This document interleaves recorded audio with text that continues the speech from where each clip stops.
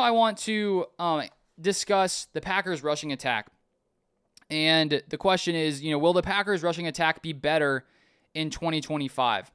And so last year, the Packers rushing attack was very, very successful. 5th in rush yards per game, 15th the year prior. So they took a big step forward in that area with Josh Jacobs coming in as a free agent signing. Jacobs was 6th in rush yards with 1,329 yards, 301 attempts. And so the Packers were really able to feed Josh Jacobs at a level they hadn't really fed a running back in a while. With Aaron Jones and A.J. Dillon, there was just a lot of splitting time, and Aaron Jones in the final year did deal with some injuries, and so it was nice to have Josh Jacobs come in and be able to, stay productive the whole season, take a ton of hits, and not really get too phased by it with, over 300 attempts. So it was a great year in year one. But one area where the Packers could really improve is their run blocking. If you look at their run blocking, it wasn't honestly that great last year, which shows just how good Josh Jacobs was last season.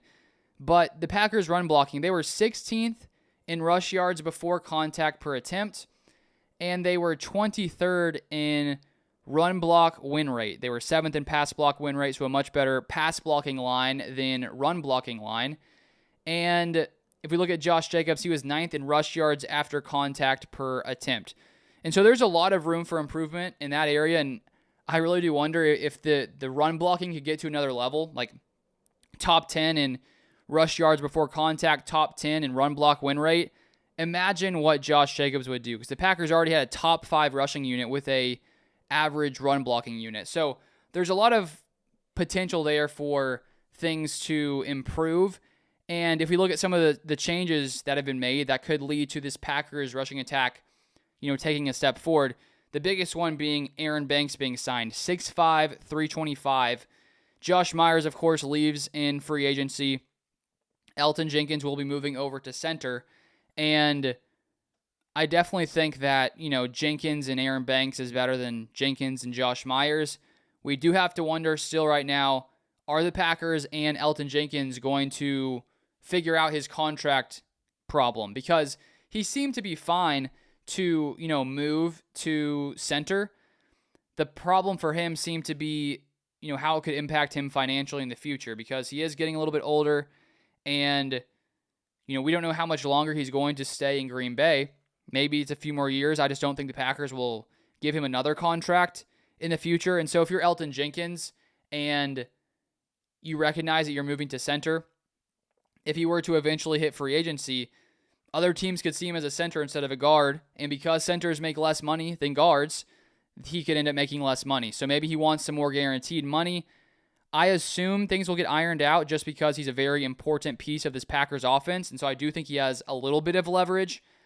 If I'm the Packers, though, I'd say, well, Elgton, he already is getting paid as a guard, and so it's not like they're bumping his pay because he's moving to center. He's getting paid as a guard, but I could still see why he wants, more security there. We'll sort of see what happens there, but the main point being, hopefully he'll be there. If not, that's a massive issue, but I assume he will be back, and I do think that the combination of Aaron Banks and Elgton Jenkins will be better than the combination of Jenkins and Myers. And then you throw on top of that Anthony Belton getting drafted here, round 2, 6'6", 325. You just have a ton of massive guys on the offensive line, guys who can really, move people around. And so, at this point in the offseason, we always are, speculating, trying to figure out how good this unit can be. I just think there is an outcome where the run blocking gets to another level. And because of that, with Josh Jacobs playing at the same level as he did last season, this Packers rushing attack could get even better than where they were last season, which I think would be remarkable considering how good they already were last year. And I guess the good thing is, even if this run blocking unit, let's say they're about the same as they were last year, Josh Jacobs is so shifty, he's so good after contact that he can make, bad situations where someone gets into the backfield, he can break away and, continue to open things up for this Packers rushing attack.